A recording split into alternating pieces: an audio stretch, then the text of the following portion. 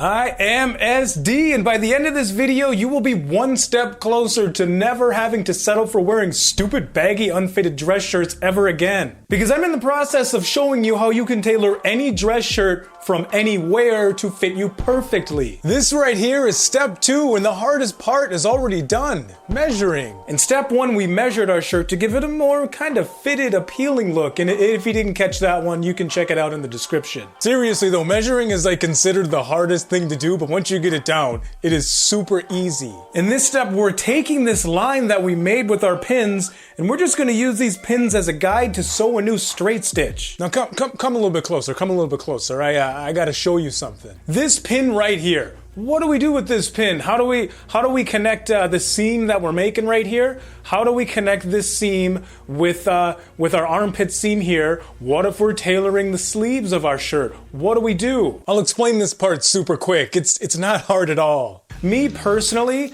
I like high armholes in my dress shirts. I absolutely hate it when they give me bat wings. So what I actually like to do is I like to come up pretty aggressively with this pin here. I like to kind of angle it out at a 50-degree angle, give or take a couple of degrees. And I'm not touching the sleeves on this shirt, but if you were tailoring the sleeves on your shirt, all you have to do, let's say your first pin on your sleeve is right here, all you have to do is just keep going. Just keep going straight through that armpit seam there, go all the way through and just connect the dots. That's all we're doing. That is all we are doing, is just connect the dots. Just like kindergartners do.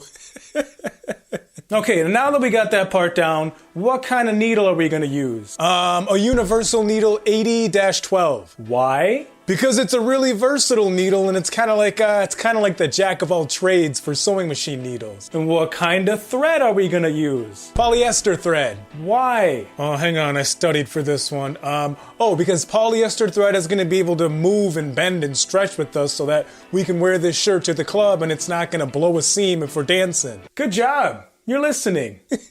Who am I kidding? I haven't stepped foot into a club in like 13 years. See this guy right here? Are you afraid? Yeah, most people are deathly afraid of sewing machines, but yo, you do not have to be afraid of this thing at all. This thing can do a ton of different things, but what if you just want to make your clothes not look crappy on you? Well, then all you have to really do is learn like, I don't know, 4 different settings and then you're good. Now the fundamental concept for just about every single sewing machine is pretty much the same. It asks you 3 questions.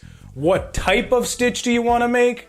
How long do you want that stitch to be? And how wide do you want that stitch to be? Answer number 1, what type of stitch?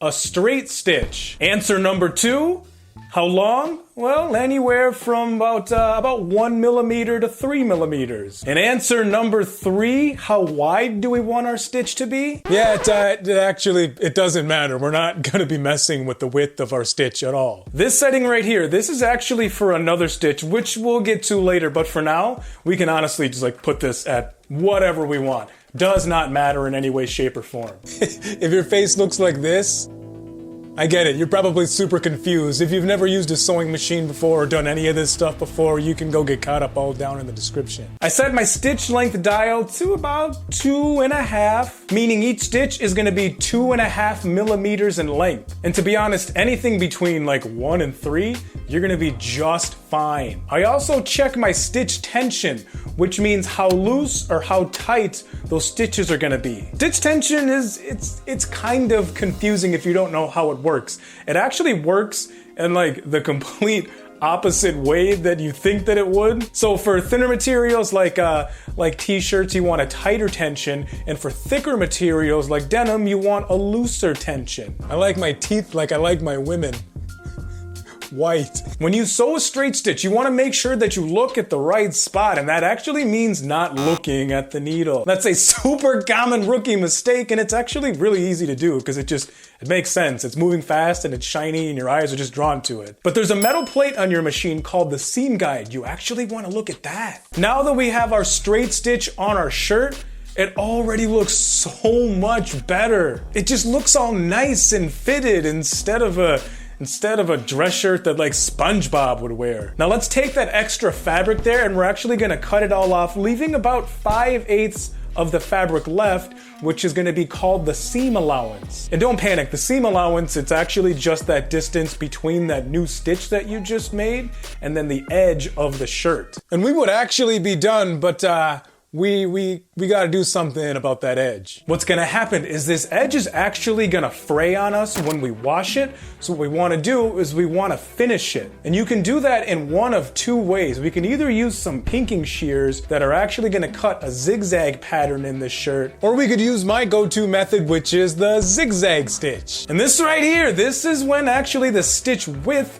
comes into play. What it does is it actually moves the needle from side to side as you sew in a straight line, creating kind of an overlapping zigzag pattern back and forth over the edge of our clothes. By back and forth, I more so mean like side to side. What I usually do is I'll set the stitch width, I'll set it all the way up. Mine goes all the way to 5, which is the highest or the highest setting possible, so it's gonna give me the biggest width possible between the zigzags. This shirt, oh my gosh, this shirt fits so much better. And if you just did this, if you stopped right here, you would already stand out from like 90% of the guys wearing dress shirts. But no, we are not done yet. We actually gotta put some darts in the back of this bad boy because it's all just poofy and stupid looking. I'll see you on the other side. SD out.